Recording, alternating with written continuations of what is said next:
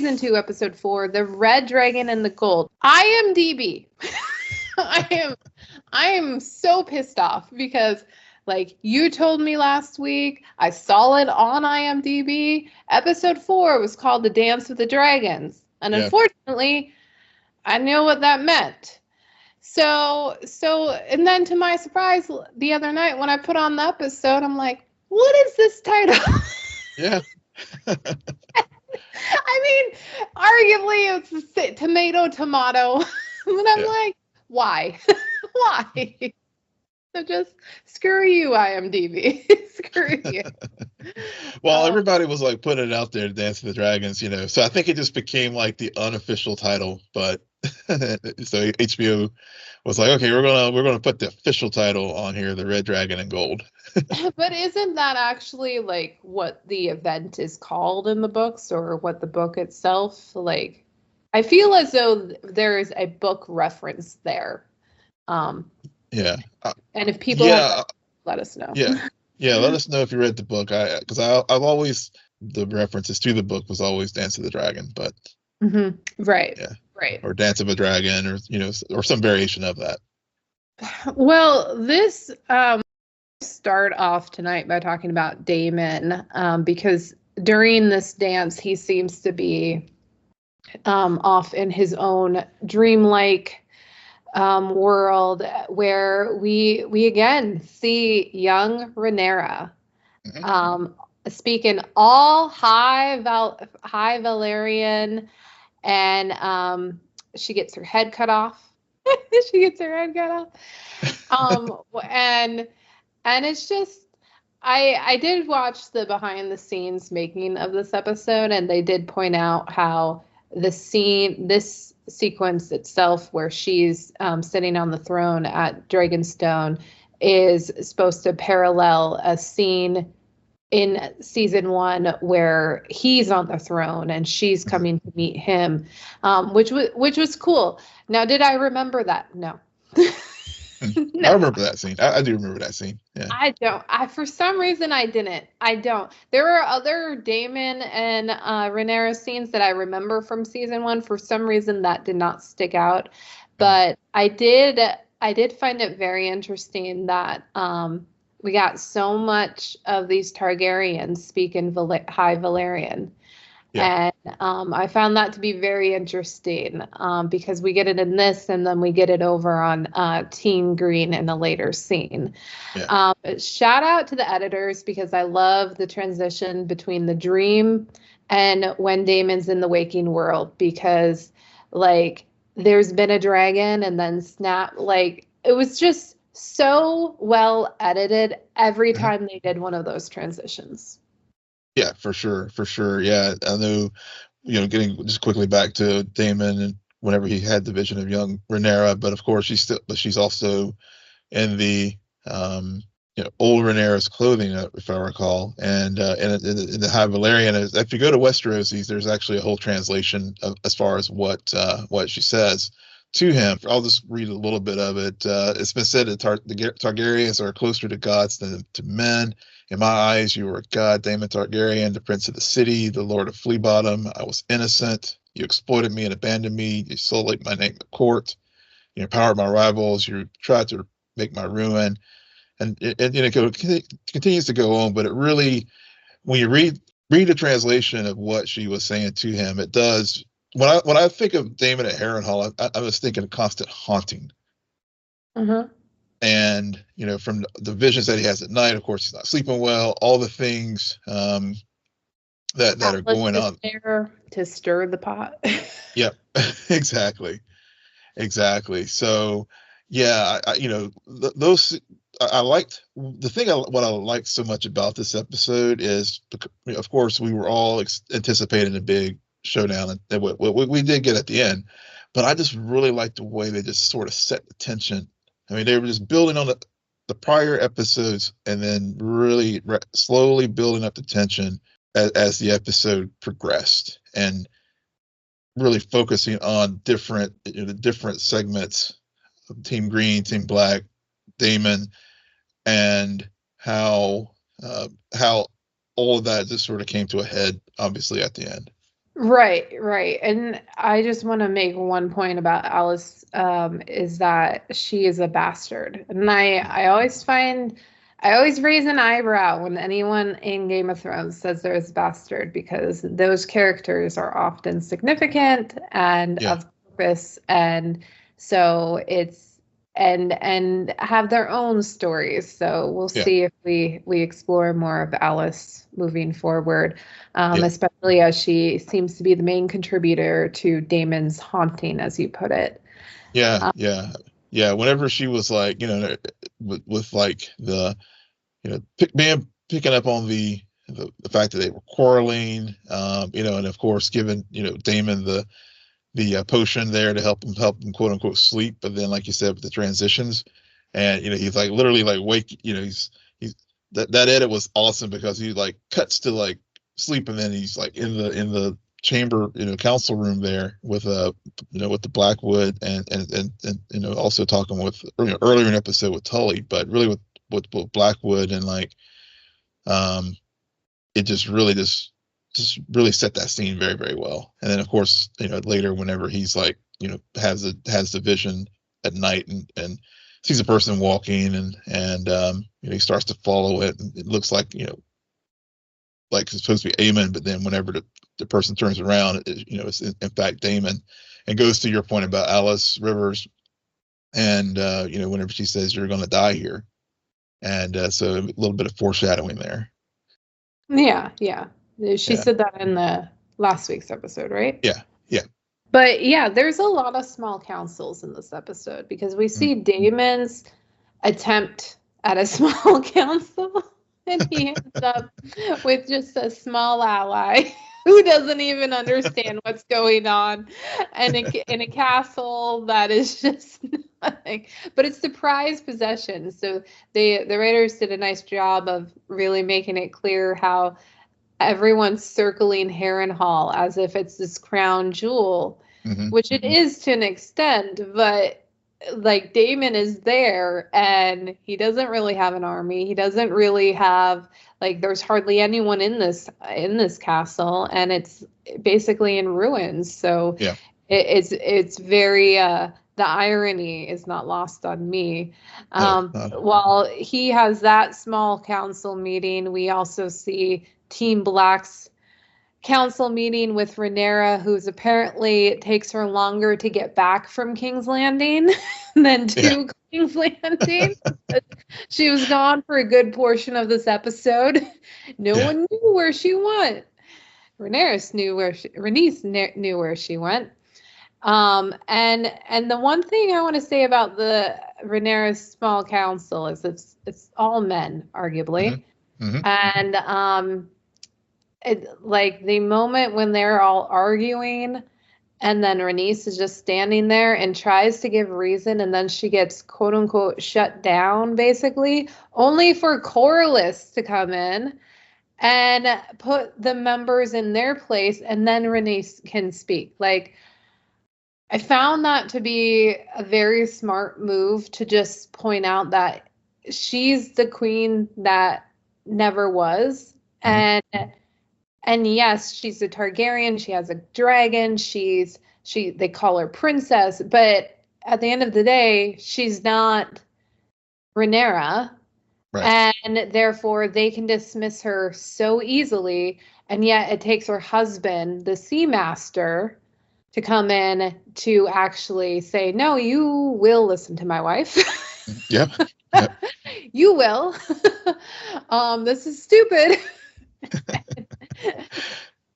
Granted, they like in a weird way, nobody's wrong, because are they wrong for saying we actually have to like take action here? Not no, because Right. Team Green, they are taking action, like it or not. They are Yeah. actually progressing. You have to figure out a way how to stop that. You can't just go off to King's Landing. Yeah. Yeah. Yeah. Apologize. Yeah. Can't get off the King's Landing. They're building. And again, the actions that Damon took.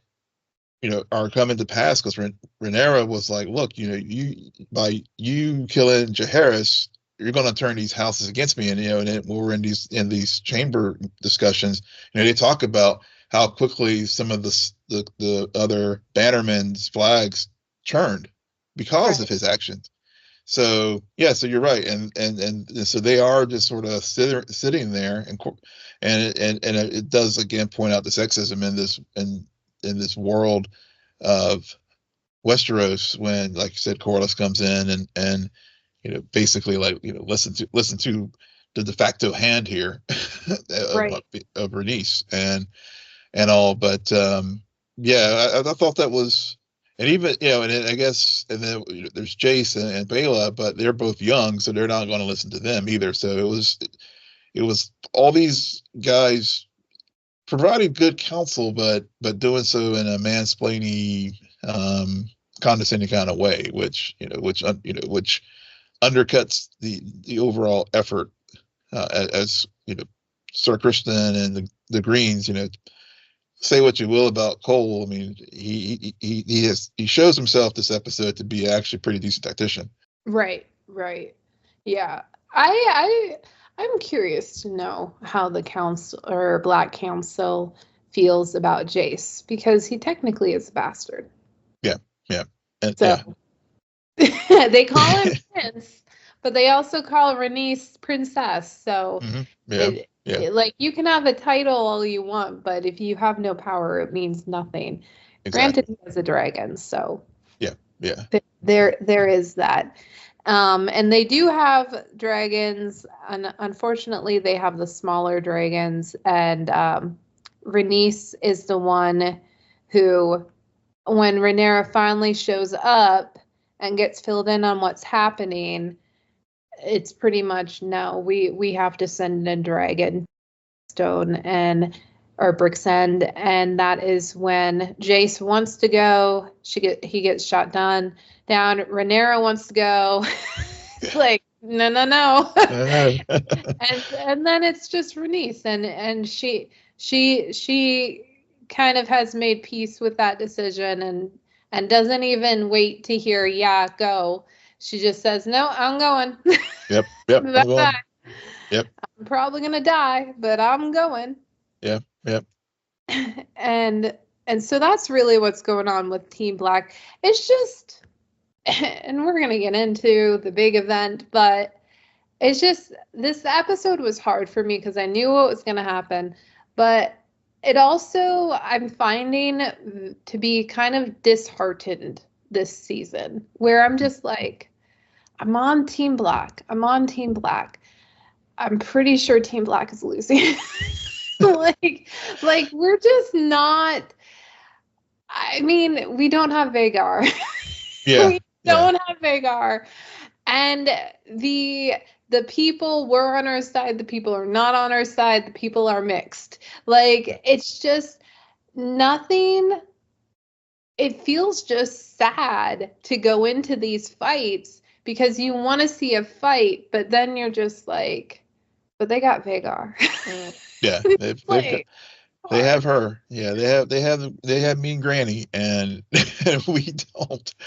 But yeah, but I think, as I was saying earlier, I think that, to me, that was, you're right. I was feeling that way too, in that, but with disheartened with the way the war effort was going towards Team Black, and to Rhaenyra's decision, that she's like, okay, she legitimately tried every single course to keep it from going to having to use the dragons, because I mean, she knows the destructive power of the dragons, and I think she still really gets into, like, the motivations between the two sides, because at the end of it, Rhaenyra really wants to preserve her father's legacy. I mean, that was the big thing, that Viserys, he presided over peace. He did, and if we unleash these dragons, and because we've seen evidence prior to the events of this episode, the destructive power of them. So she's, the Targaryens are fully aware. So she doesn't, so I may win the battle, but then I'll be ruined. I'll be presiding over a ruined land because we dropped the bomb. And Right. so, yeah, so she really was trying her best not to go that route, but as her counsel noted, and after, and she notes as well, and then of course, she does tell Jace about the Song of Ice and Fire. I mean, it's for her, it's all, it really is all about preserving Westeros, preserving the land, and also just preserving the Targaryen legacy of peace that has been in place for many years versus Team Green, which is all about power. They could give shits about legacy and Viserys and everything else. Well, I don't know if I 100% agree with that. I mean, Alicent was like searching for the books. She knows she fucked up. She cares about Viserys like she told Aegon. Like you're not half of the ruler your father was, and she's regretting that decision. I mean, this whole episode with Alicent was just about her own trying to reconcile the fact, arguably this whole season, with like choices she's made, from having sex with Christian Cole, which technically did help lead to her grandson's death, to the fact that she, arguably a decision Alicent made is the one, like, what knocked over the first domino. Yep. To allow her son to usurp, and not even allow, push him into that, because I remember season 1, Aegon wasn't like dying to rule or anything. No, did they have to like send out a search party to find him? Yeah, everyone was resigned for Rhaenyra to rule, but it was a decision Alicent and Otto made that put Aegon on that throne and started this war. So the power, I agree that like Otto mainly was very power hungry, and that's probably why we have, because Aegon and Aemon are both half Hightower and half Targaryen. So they do have that side of themselves, but also Aegon, he has the power. He doesn't know how to use it. He doesn't know anything about ruling. And he also lost his son. He's feeling as though no one listens to him, and he has to show so his, like what I'm getting at is, I don't quite agree that Team Green only cares about power. I think the writers have done a good job about providing different motivations for those characters to do what they do. I mean, yeah. I hear what you're saying. I mean, I do. I mean, Aegon to me is just a figurehead. Right. And so, as you noted, Alicent and in particular Otto, they are, basically, and she even calls him out on it in this episode when he was like, all petulantly like, y'all listen to me and that kind of stuff. Nobody listens to me and that kind of thing. And she's like, look, I mean, we ran while your dad was like ill. We ran this place. We know we know this joint. So, so I think it, so I do still think but she doesn't run it anymore. Well, yeah. Brought that up too, about how like, he kicked Otto to the curb. Yeah. And she has no voice practically. She's just the mother of the king. And so all of her power has been thrown out the window. Survival mode, killing babies. It is survival mode for sure. I mean, that's what I mean. I think part of the, so I mean, as far as the motivations for her trying to find the books, I mean, I don't know if she was just trying to confirm what Rhaenyra told her, or is she just trying to like read it for herself and try to figure out how she can like salvage whatever control that she can have over the situation. Right.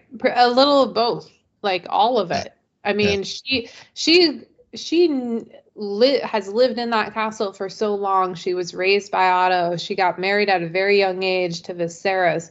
She has seen men rule and make decision and rely on the histories to do Yeah. so. Yeah. So I think that is why we saw that scene in her trying to find them. But I see, my interpretation of the line wasn't necessarily that he's a figurehead, but just that when you're in that position, you're not a soldier, Mhm. you're not a warrior. You send the warriors off to battle. Yeah. And so Aemon can go because he's second in line. Like, Yeah. you can't go because you're actually here. Like, ruling isn't about fighting, it's actually about governing, and it's political. And Mhm. that's what Aegon doesn't seem to understand. Yeah. And we'll see if he Yeah. ever figures it out or if he has a chance. Well, if he, yeah, he may not now, but yeah, I guess there's there may be a vacuum there at the top. We'll see. Yeah, Yeah. I couldn't figure out from the ending scene if he's alive or not. Yeah. Yeah. But I have a feeling he is, but barely. yeah, he's gonna be like his father's son there, as far as just kind of That's being a exactly what I thought. I'm like, man, they're just going all in on what I've been calling since episode 1, Viserys little brother. yeah. But yeah, but think of, as you're talking about the books and Aegon, I just happen to think, and also just thinking about the two rulers, because you know that's the other thing too. I think Rhaenyra does listen to her counsel, even though she wanted to fight whenever they're like, look, no, no, no, you're the ruler. She gets it because she was trained from a young age when Viserys decided to name her as his heir. So she was sitting at the council. She was doing the things that basically, like as you were saying, Alicent did. That if they had any inkling that Aegon, well, was going to be eventual king, well, he may, well, given his temperament, he may, even if he sat there, I don't know if he would have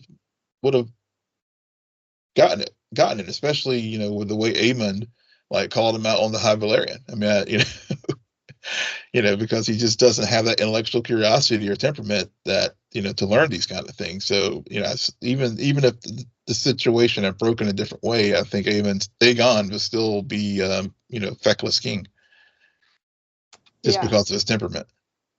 maybe. Yeah. Maybe. We'll never know. Yeah. So the Dance of Dragons. It's at Rock's Rest. You got Sir Christian coming in, and then Rhaenys shows up, and also Aegon shows up. Cole was like, oh fuck. What, All right, let's use this as a rallying call. what were your thoughts about when Aemond blasted his little bro out of the sky? I will give my real time reaction when I watched it, not after listening to other people talk about it. But Sunday night when I was watching it, I was like, he seized the moment there to take his brother out. That was my thought. Yeah. That was my real time feeling. He was like, all the teasing, all the everything from it was just like, I know how to use this dragon, and I'm going to take him out. Yeah, I mean, Aegon is not necessarily someone you want on your team. Yeah. He's gonna make a decision like this. Yeah. So that happens, and then you think Rhaenys is going away. She comes back, and Rhaenys, Maris, and Vhagar get into a quarrel, and Rhaenys actually does pretty good. Mm-hmm. And then they try to do, this didn't work at all for me. I know for some people it did, but it didn't. The whole fake out where, oh, you think Vhagar is down? Nope, comes back and basically rips off the head of Maris, and Rhaenys falls to her death. And she falls right into the castle at Rock's Rest, I'm not mistaken. She And did, yeah. it is a lot. I will say, all of this dragon fighting. I've watched season 1 of Game of Thrones, and yes, we did not get dragons for a very long time. And when we did, we only got a few, and they were all on the same team. This is some of the best, like, graphics for dragons fighting. Mm-hmm. Like, the moments when they are just swirling in the air, tangled and together, and it really is like a dance. And so they executed that very well. I felt like there was no score used. Mm-hmm. You're right. And I love that. It reminded me of some of the infamous Game of Thrones episodes with battles, and how I feel as though the writers and producers do this in Game of Thrones world to underscore the travesty of war. Mm-hmm. And especially when dragons are involved, because it's like, yeah, victory, but like, is it a victory? Because both sides have lost significant amount. Yeah. Like, and it's not, there is no glory. Like, that's another thing. I mean, Kristen, who's been leading this whole thing, and you've seen him in a few instances be able to take over people's castles, and it does feel victorious, it does feel glory, but on this battlefield, he gets knocked out and then wakes up, and it's the fight is over, and it's like, what happened? And my men are burnt to a crisp, and where's the king? And it's just, it doesn't feel victorious. No. So I really appreciate that. Yeah, I completely agree. I mean, it goes back to, like, I think it was Rhaenys who even noted how, like, these people, these men, have only played battle, and in their little tournaments and stuff. They've never had real combat because, again, Westeros has been at peace for all these years, and so yeah. So when you see the ferociousness of the battle, I mean, put in my notes that, mad, mutually assured destruction. I mean, that's basically what you have here when you have these two dragons, like, fighting, and, like, when you see Aegon, whenever Sunfire and Meleys fight, and in the wound, that dragon's blood is, like, flammable. I mean, we see, like, the devastation just from the dragons getting wounded on the battlefield, not even doing a direct assault on the ground troops. So yeah, it's just yeah, you're right. With not having a score, this really, I didn't notice that until you brought it up, but now but I do remember that now, that it was just the sounds of battle, and I think that does heighten the drama and the ferociousness of the assault. Right. And it's not even a battle necessarily, because it's just a fight between two dragons, because in that instance, the people on the ground, it's like, we're right underneath them. Yeah. What do we do? It's like Sir X's in the first season whenever Daemon, like, steps on the guy.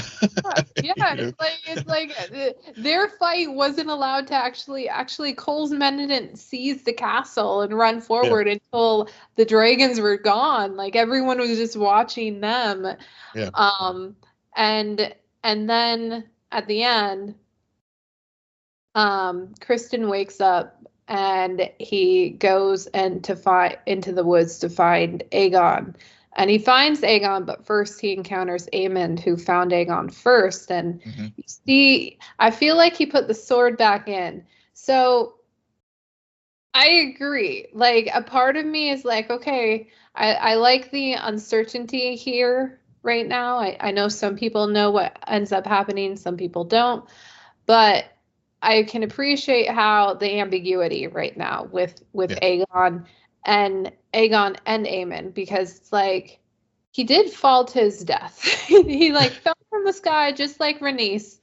There was fire and there's a dragon. So he shouldn't be in perfect condition. No. So arguably, Aegon, like you said, sees the opportunity in the sky. Well, then he's got to go down and make sure the job is done. Or on another part of him is like, oh, you continuing to live would be actually in pain. Yeah. So put you out of your misery. Yeah. So they're like I liked it. Yeah. I can appreciate that. I'm curious to know about what happens at that point. But I'm also we're halfway through the season. Yeah. Halfway through the season. And there is a season 3, right? Mm-hmm. Yep. It was confirmed right when the season started. Yeah. Okay. I need them to bring back Viserys. I'm missing him so freaking much. The shadow of Viserys, like, even though he's not physically there, his shadow is cast wide over this show. But even Matt Smith jokes about how they miss Patty, taking it out of universe. They do miss Patty and Viserys, the character, because he really did bring such an element to the show. Well, it's just that we were able to have so many interactions with these characters, and now we're on teams, and like I was saying before, I'm so disheartened right now. Yeah. I feel like the odds are not in our girl's favor, and I'm just like, we're really gonna go on with this for another, like, what, 10 episodes, maybe more? Like, Yeah. how long can we go here? So Yeah. I'm really hoping that some of the other seeds that have been planted in these first 4 episodes start to sprout a bit more. Because I don't know. It's just Yeah. Yeah, I think they will. I mean, even in this episode, as I noted earlier, they really do, to me, do a great job of building things up, because some of those earlier seeds, like, for example, the livestock and the coin, not, the provisions for Team Green are running very, very low because of the blockade that Team Black has on King's Landing. So, those kind of things resurface themselves. Of course, uh, on Team Black, we'll get more potential dragon riders and soldiers with Rhaenys making peace with Alan, Corlys's bastard, and so so there's things in that storyline that's going to continue. So yeah, I think there's a lot to mine there, in addition to just the obviously the conflict. But to me, I felt like this was, if Team Green won, it was a pyrrhic victory. I mean, to me, I think things are kind of at a stalemate at this point. Yeah. Things are definitely at a halt on the battlefield. Yeah. As Team Green's king, I don't know. We will find out next week what happens to Aegon.